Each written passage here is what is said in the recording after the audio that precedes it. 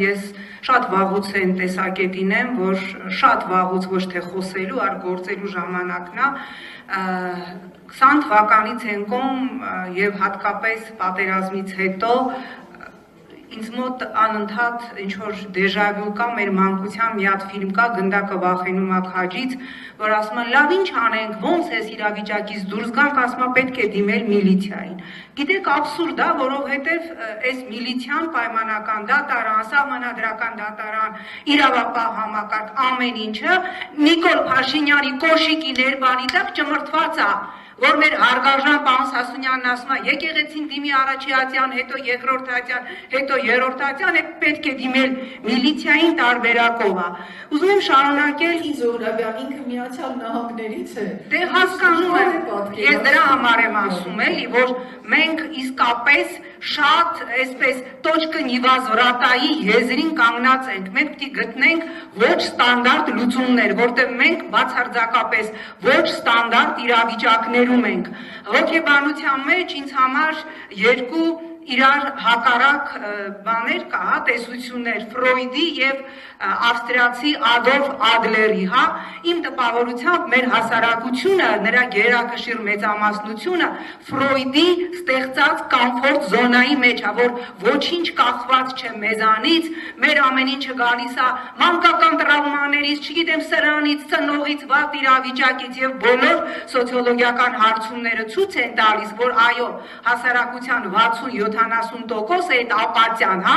որը շատ ձեռ է տալի այս իշխանությանը, դրա համար էլ իրանք ծնել են բոլորին դեմ շարժումը, որտեղ ինչքան քիչ մարդ գնա ընտրության, այնքան իրա վերարտադրվելու շանսը մեծ կլինի, բայց ես ուզում եմ, որ մենք մեր հասարակությանը ներարկենք Ադոլֆ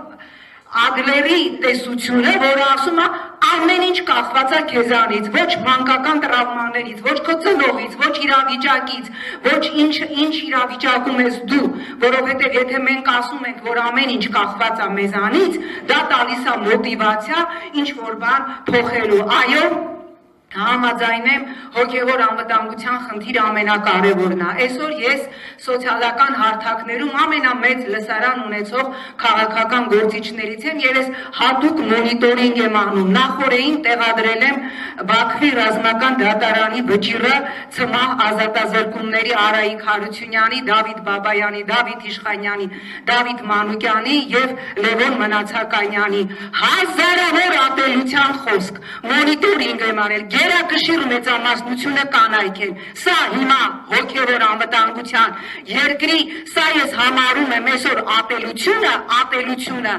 լրջագույն ազգային անվտանգության խնդիր, ես ինքս իմ օրինակով կարող եմ ասել, ես չեմ կարա, չէ, սիրեմ մի մարդու կամ հարգեմ մի մարդու կնոջ, ով գրում է լավ են արել, քիչ են արել, տարոսը մյուսներին ՑՄԱ ազատազրկման, բայց ես ինձ հետ շատ երկար եմ աշխատել, ես ինքս ինձ հետ շատ երկար եմ աշխատել, որպեսզի կարողանամ այդ տոտալ ատելությունը, այդ զայրույթը կարողանամ այդ տեսակի հանդեպ, հա, որտեղ նիկոլիզմը ինձ համար աղանդ է, ես որպես լրագրող երկար եմ զբաղվել տոտալիտար աղանդներով, իրանք բացարձակ սեկտայի կանոններով են աշխատում, բայց ես ինձ հետ աշխատել եմ, որ կարողանամ իմ մեջ զայրույթը, ատելությունը այդ տեսակի հանդեպ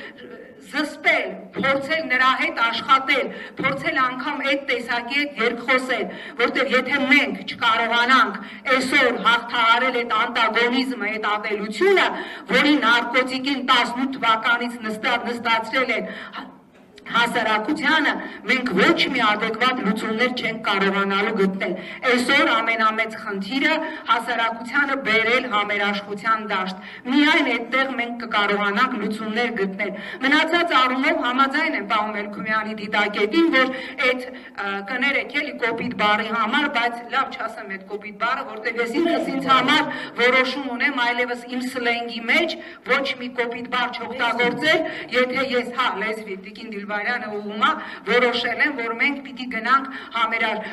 այն կուսակցությունները, ովքեր շատ լավ գիտեն, որ իրանց առավելագույն շեմը լինելու է 1-1.5%, այդ իրանց ներսի բոնապարտիզմը պիտի դնեն մի կողմ եւ միավորվեն մեծ ճակատներով, որտեղ մենք ոչ ստանդարտ իրավիճակում ենք եւ միանում եմ պարոն Սարգսյանի դիտարկմանը թիմ հետո առաջնորդ, որովհետեւ այս ոչ ստանդարտ իրավիճակում գնալ ընտրական process-ի ստանդարտություններով հնարավոր չէ եւ երկու բան, քանի որ որոշակի նաեւ